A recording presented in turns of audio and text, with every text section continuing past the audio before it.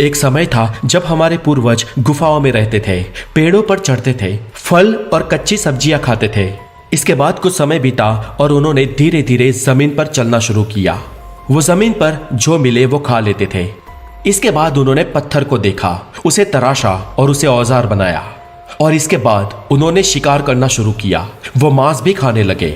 इसके बाद आग का आविष्कार हुआ और वो ये मांस पका के खाने लगे। ऐसे हजारों साल गुजरते गए, समय बदलता रहा और हमारे पूर्वज उस गुफा मानवों से सभ्य और सिविलाइज्ड हो गए। और ये है आज के हम, यानी कि होमोसेपियंस, आज की दुनिया के आधुनिक इंसान। लेकिन आज हम वैसे नहीं लग रहे जैसे हजारों साल पहले हमारे पूर्वज दिखते थे। उनमें और हम में, दिखावे में, समझ में, बौद्धिक विकास में काफी बदलाव आया है। हम इंसान आज जैसे भी है वो लाखों सालों के विकास और इवोल्यूशन का नतीजा है। और ये इवोल्यूशन हमेशा चलता ही रहेगा। आज भी हम लगातार इवॉल्व हो रहे हैं और भविष्य में भी होते रहेंगे, क्योंकि म्यूटेशंस हर जीव में होते हैं। लेकिन ये इवोल्यूशन की प्रक्रिया आने वाले हजार या कुछ हजारों सालों में क्या असर दिखा सकती है, वो हमें किस हद तक बदल सकती है। पहले इंसान गुफाओं में रहता था, उसकी एक छोटी सी दुनिया थी। वो बस खाने पीने की चीजें और प्रजनन तक ही सोच पाता था। लेकिन आज इंसान शहरों में रहता है, बड़ी बड़ी बिल्डिंग बनाता है, स्मार्टफोन यूज करता है, वीडियो गेम खेलता है। लेकिन भविष्य में ये इंसान क्या कर सकता है, इसकी हद कहां तक है? इंसान का भविष्य कैसा है? क्या ऐसा हो सकता है कि हम भी किसी दिन सुपर ह्यूमन की तरह या कंप्यूटर कैरेक्टर्स की तरह दिखने लगे? समय के होने वाले बदलाव के चलते हमारे साथ होने वाले म्यूटेशन के बाद भविष्य में हम कैसे दिखेंगे? हमारी उम्र कितनी होगी? हमारा बौद्धिक विकास क्या होगा? हमारा शरीर, हमारा चेहरा, हमारी आंखें, हमारा दिखावा कैसा होगा? तो चलिए दोस्तों, चलते हैं आज से 1000 साल बाद और आपको बताते हैं कि 1000 साल बाद इंसान कैसा दिख सकता है, उसकी विशेषताएं क्या होगी। और इन सब के बारे में तो आपने कभी कल्पना भी नहीं की होगी। सो फ्रेंड्स, मैं हूं हितेश गिरी गोसाई, आप है द नॉलेज के साथ और हमारा अगला वीडियो होगा एक साइंस फिक्शन स्टोरीज। और अगर आप द नॉलेज के अतिरिक्त भी कुछ और स्टोरीज सुनना चाहते हैं तो हमें स्पॉटिफाई पे जरूर फॉलो करें, जहां पर आपको मिलेगी यूनिक स्टोरीज। लिंक डिस्क्रिप्शन में है। और चलिए इस वीडियो को आगे बढ़ाते हैं और जानते हैं कि 1000 साल बाद इंसान कैसा दिख सकता है। दोस्तों, दूर के भूतकाल की बात करें तो इंसान शिकार करता था और कच्चा ही खाता था, और इसलिए उस वक्त उनके दांत बहुत ही बड़े और शार्प होते थे। पर आग के आविष्कार के बाद हमारे खाना खाने की रीत चेंज हुई है, जिसके कारण हमारे जबड़े और दांत में भी इवोल्यूशन हुआ है, और जिसके कारण आज उस वक्त से हमारे दांत ज्यादा छोटे और कम नुकीले हो गए हैं। और आने वाले 1000 सालों में हमारे दांत इससे भी ज्यादा और छोटे होने की संभावना है। दोस्तों, आज आप देख रहे हैं कि ग्लोबल वार्मिंग बढ़ रही है।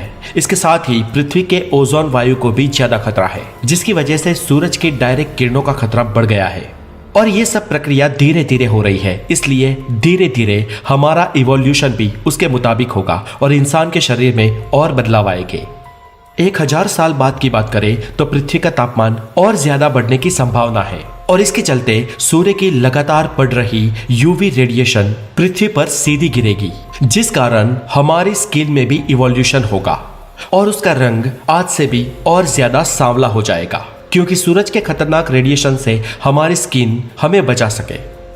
भविष्य के इंसान की बात करें तो वो आज के मुकाबले ज्यादा स्मार्ट और ज्यादा इंटेलिजेंट होगा, लेकिन वो अब के मुकाबले और ज्यादा लंबा और पतला हो जाएगा। आज से करीब 100 साल पहले भारतीय पुरुषों की एवरेज हाइट 5 फुट 5 इंच थी और महिलाओं की 5 फीट। और आज इंडियन मेल्स की हाइट 5 फुट 8 इंच हो गई है और महिलाओं की एवरेज हाइट 5 फुट 3 इंच। और ये आने वाले वक्त में भी धीरे धीरे बढ़ती जाएगी। दोस्तों, ये पूर्ण संभावना है कि आज से 1000 साल बाद इंसान आज के मुकाबले बहुत ज्यादा जिएगा, मृत्यु दर में बहुत कमी आएगी और इंसान आमतौर पर बुढ़ापे में ही मरेगा।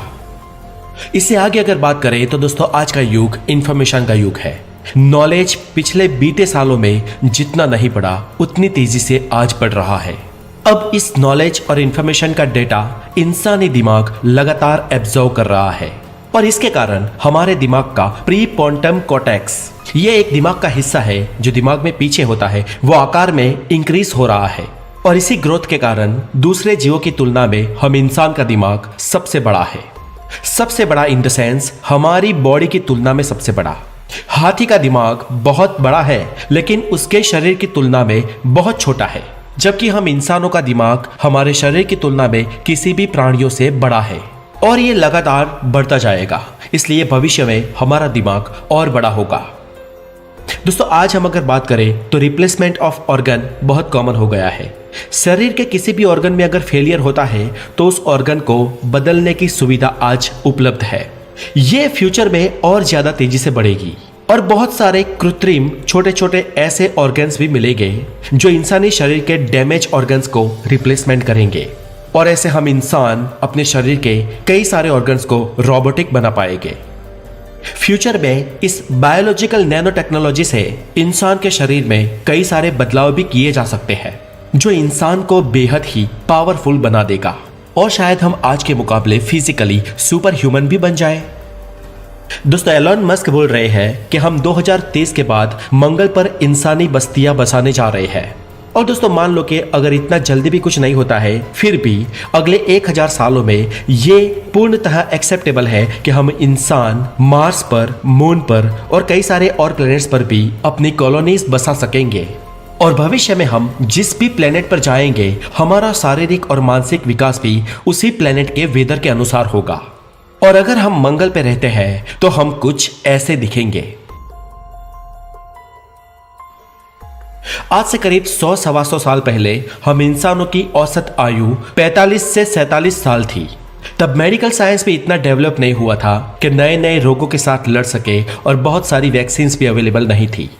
पर आज हम इंसानों की औसत आयु 70 साल हो गई है और कई बायोलॉजिस्ट और वैज्ञानिकों का मानना है कि आने वाले 100 सालों में हम इंसानों की औसत आयु करीब 130 साल के आसपास हो जाएगी, क्योंकि बायोलॉजी, ह्यूमन ब्रेन और इंसानी शरीर के ऊपर हजारों नई नई रिसर्च आए दिन की जा रही है। आज के दिन में कैंसर और हार्ट पेशेंट्स का इलाज बहुत ही एडवांस टेक्नोलॉजी से किया जाता है, लेकिन ये भविष्य में और भी ज्यादा उन्नत हो जाएगी। जॉर्ज चर्च जो हार्वर्ड यूनिवर्सिटी के रिसर्चर हैं, उनका यह मानना है कि हम अगले 10 सालों में ही एजिंग को रिवर्स कर पाएंगे। हालांकि आज भी हम ये कर सकते हैं, लेकिन उसके लिए बहुत सारी एक्सरसाइज और खान पान पर ध्यान देना होगा। और दुनिया के जाने माने मशहूर बिजनेसमैन एजिंग को स्लो करने के या पूर्णतः स्टॉप करने के लिए अरबों डॉलर रिसर्च पे बहा रहे हैं। दोस्तों एजिंग को स्लो या रिवर्स कैसे की जाए और क्या हम इंसान लंबा जी सकते या अमर हो सकते हैं, इसके ऊपर मैंने पहले भी वीडियो बनाई है जिसकी लिंक डिस्क्रिप्शन में दी गई है, जहां पर जाकर आप उस वीडियो को जरूर देखें। और कैसा लगा ये एपिसोड आपको हमें कमेंट में जरूर बताएं। और अगर आप हमारे चैनल पर नए हैं तो नॉलेज से हाथ मिलाएं और द नॉलेज के साथ हमेशा के लिए जुड़ जाए। अपना बहुत सारा ध्यान रखें। Have a good day, take care.